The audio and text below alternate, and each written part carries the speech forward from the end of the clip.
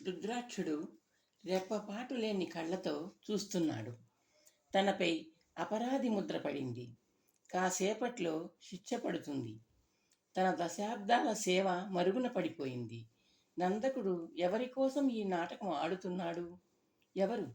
ఎందుకు ఆడిస్తున్నారు? కళ్ళు తిరుగుతున్నట్టు, ఒళ్ళు తూలుతున్నట్టు అనిపిస్తోంది అతనికి. ఊపిరితిత్తుల నిండా గాలి పీల్చుకొని శరీరాన్ని నిలదొక్కున్నాడు రుద్రాక్షుడు. జరుగుతున్నదంతా ఏదో కలలా ఉంది.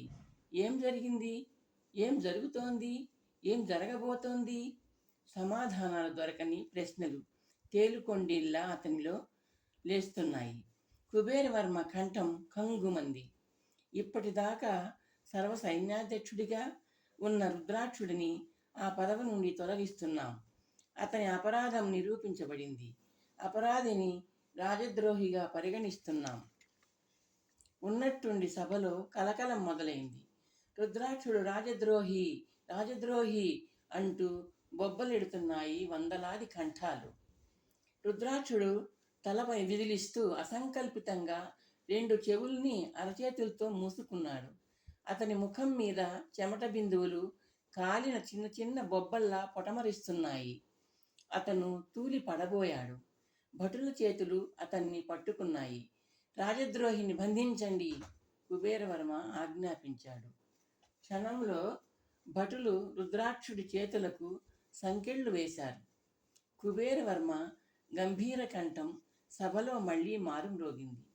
న్యాయకోవిదులతో చర్చించి రాజద్రోహికి శిక్ష నిర్ణయిస్తాం. అతని కుటుంబాన్ని కూడా రాజద్రోహ పరివారంగా గుర్తిస్తున్నాం. అపరాధికి ఒక కుమారుడు, కుమార్తె ఉన్నట్టు మాకు విన్నవించారు. ఆ ఇద్దరిని బంధించి మా ముందు ప్రవేశపెట్టండి. నంది అధిరోహించిన గుర్రం రెండు ఉపవీధులను దాటి రాజవీధిలోకి ప్రవేశించింది. నంది అశ్వాన్ని తమ భవంతి ఉన్న దిశకు మళ్లించాడు.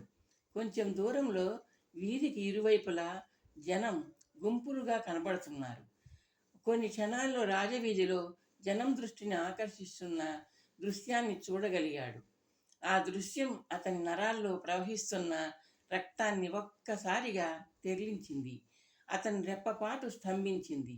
ఇద్దరు దృఢకాయులైన భటులు తన చెల్లెలు దీపాంకురను రెండు చేతులు పట్టుకొని బరబరా లాక్కొస్తున్నారు. ఆమె పైట స్థానభ్రంశం చెంది కిందికి వేలాడుతూ ఆమె కాళ్లకు అడ్డుపడుతోంది. ఎవరో వయసు మళ్ళిన స్త్రీ ఆదరా బాదరా చేతులు ఊపుతూ దీపాంకుర ముందుకు వెళ్ళింది, పైటను సర్దే ఉద్దేశంతో. ఒక భటుడు ఆమెను దూరంగా నెట్టివేశాడు. ఆమె పడబోతూ నిలదొక్కుంది. నంది ఒక్కసారిగా అశ్వవేగం పెంచాడు. రాజవీధిలో నంది అశ్వం గిట్టల చప్పుడు మృదంగధ్వనిలా వినిపిస్తోంది. 2 క్షణాల్లో గుర్రం భటులను సమీపించింది. నంది కళ్ళేన్ని ఒక్కసారి లాగి వదిలాడు. ఆ సైగను అర్థం చేసుకున్న గుర్రం తటాలున ముందరి కాళ్ళు పైకెత్తి తన ముందున్న భటుడి రొమ్ము మీద తన్నింది. ఆ తాకిడి జంట సమ్మెటల పోటుల్లా తగిలాయి భటుడికి. భటుడు నేల మీద వెల్లకిలా పడిపోయాడు. నంది మెరుపులా కిందికి దూకాడు.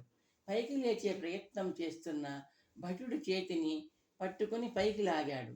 నంది వేళ్ళు పట్టకారు కాడల్లా భటుడి మణికట్టుని చుట్టుకున్నాయి. భటుడి చేతిని మెలిపెట్టి ఒక్క ఉదుటున ముందుకు లాగాడు నంది. భటుడి చేతి ఎముక విరుగుతూ ఫట్టుమంది.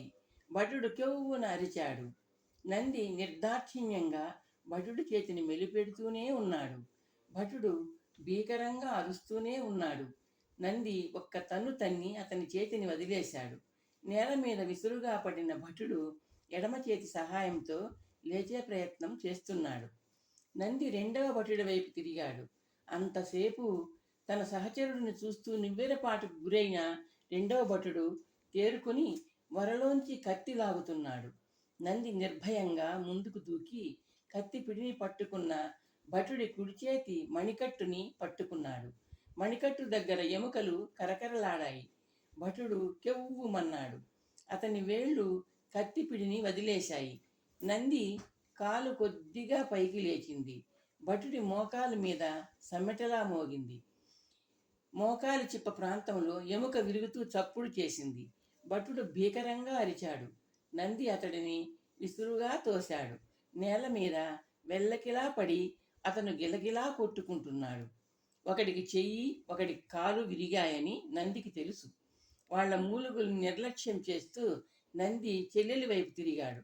దీపాంకుర దోసిట్లో మొహం దాచుకొని వెక్కి వెక్కి ఏడుస్తోంది.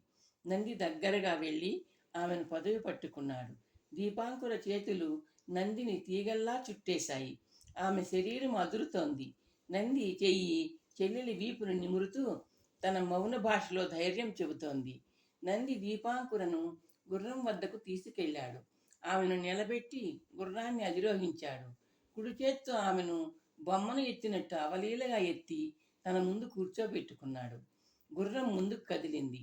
మానితుడు నోరు వెళ్ళబెట్టి నేల మీద దొరుకుతున్న భటుల్ని చూస్తున్నాడు. అశ్వం రాజవీధిలోంచి ప్రధాన ద్వారం దాటి భవన ప్రాంగణంలోకి ప్రవేశించింది.